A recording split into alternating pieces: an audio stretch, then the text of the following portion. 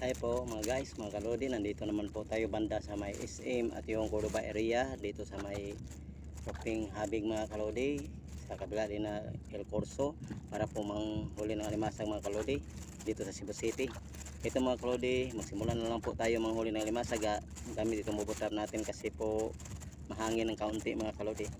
Ayan na, samahan niyo po ako mga kalodi. Kunin mo na yung unang na bubutrap natin mga kalodi at alamin natin kung ano pong nandito sa loob, meron ba ito or wala. Kaya naman natin mga kalodi ano pong nandito sa loob.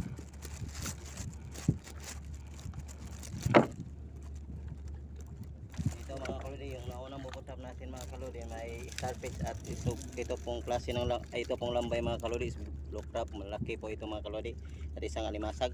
Kunin mo natin mga kalodi mga guys. Itong lalaki na lambay, kung brown crab po ito mga kalodi, blue crab ito mga kalodi. Kunin ito yung alimasag kasi po yan po laging tumatalon. Ito mga kalodi, alimasag at isa pong starfish. At lagyan natin ng bagong pain mga kalodi, ito pong isang piraso na isda. Lagyan natin dito sa gilid yung unang bubutrap natin. Dito tayo sa pangalawa, alamin natin kung ano pong nandito sa loob. Medyo marami pong barko na dumadaan sa gilid natin mga kalodi, malayo na kaunti. Dito mga kalodi, sa pangalawa natin bubutrap mga kalodi, may dalawang babae na lambay mga kalodi, isa po brown crab mga kalodi, dalawang piraso. Kunin natin mga kalodi, isa. At ito po pangalawa mga kalodi, yung brown crab. Lagyan natin ng bagong pain, dalawang piraso na isda. So lagyan natin sa gilid. Lalagyan muna natin ng bato mga kalodi, kaunti. Ito yung bato,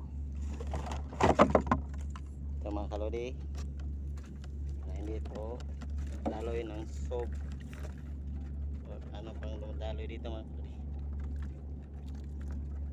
Mga kalodi, lagyan natin dito sa gilid kasi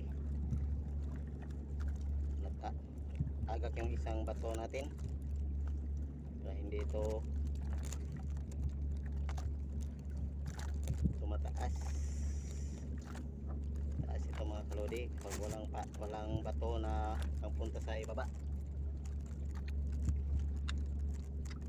Ito mga kalodi, meron ako ito, lagyan natin dito sa gilid.